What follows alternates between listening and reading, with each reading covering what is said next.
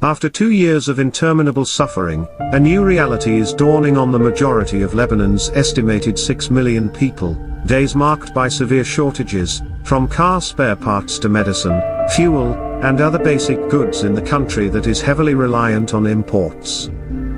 My life was already difficult, and the gasoline crisis exacerbated the situation, Arab explained recently.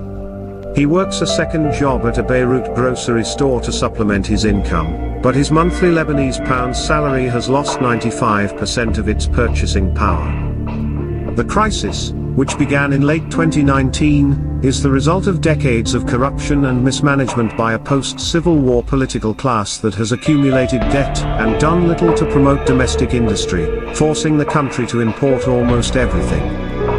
The Lebanese pound has plummeted, banks have tightened withdrawal and transfer restrictions, and hyperinflation has erupted. The government's ability to provide fuel, electricity, and basic services is being harmed by the liquidity crisis. Dollar shortages are wreaking havoc on imports of medical supplies and energy. Fears of the country becoming paralyzed have been heightened by the fuel shortage. Even private generators, which the Lebanese have relied on for decades, must be turned off for several hours to conserve diesel. We are truly in hell, Firas Abayad, Director General of Rafik Hariri University Hospital, which is spearheading the country's coronavirus response, tweeted. Despite the heat wave, the hospital decided to turn off the air conditioning Monday, with the exception of medical departments. Internet connections have been disrupted in several cities, and bakeries have warned they may have to close due to fuel shortages. The situation has deteriorated significantly in recent weeks, with scuffles and shootings at gas stations, including one in the northern city of Tripoli, where the owner's son was killed. Numerous Lebanese criticize their leaders for their inability or unwillingness to work cooperatively to resolve the crisis. Since Prime Minister Hassan Diab's cabinet resigned days after the massive explosion at Beirut's port on August 4, 2020, which killed 211 people and injured over 6,000, the country has been without a functioning government. Nearly 3,000 tons of highly explosive ammonium nitrate had been improperly stored there for years, resulting in the catastrophic blast. Residents anticipate that the economy will deteriorate further, and thus seek ways to adapt and cope. To avoid hours of waiting, some pay others to fill their car for them. Others bring their laptops and work from inside their vehicles, in what are dubbed the queues of humiliation.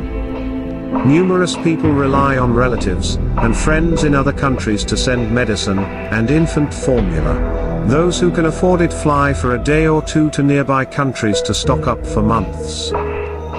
A solar energy businessman said business is booming, as people have grown tired of decades of government promises to fix Lebanon's power grid. Diab approved financing energy imports at a higher rate than the official exchange rate last week, effectively reducing fuel subsidies as shortages worsen. The move, which took effect Tuesday, is expected to temporarily alleviate the crisis, despite the fact that prices increased by 35%. Some people have been hoarding fuel in anticipation of a nearly doubling of prices, which has exacerbated the scarcity. Such a price increase will put fuel out of reach for the majority of people in a country where more than half of the population lives in poverty.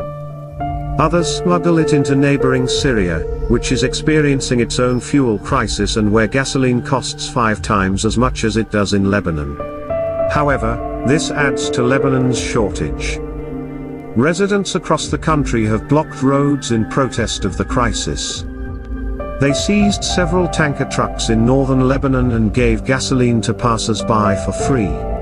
Another group seized and distributed the contents of a truck transporting powdered milk. Our business has devolved into a weapon of mass destruction, said Ahad Makaram, 24, a gas station employee in the coastal village of Damour, south of Beirut.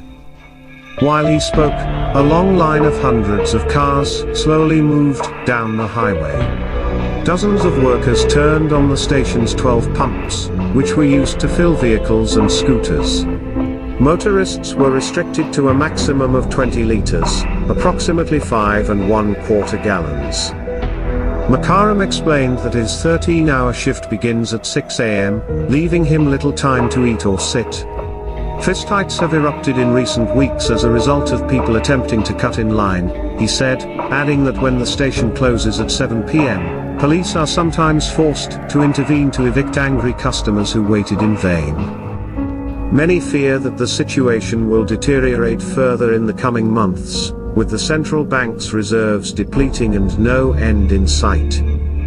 Parliament approved a ration card system on Wednesday that would provide approximately 500,000 poor families with approximately $93 per month for a period of 1 year.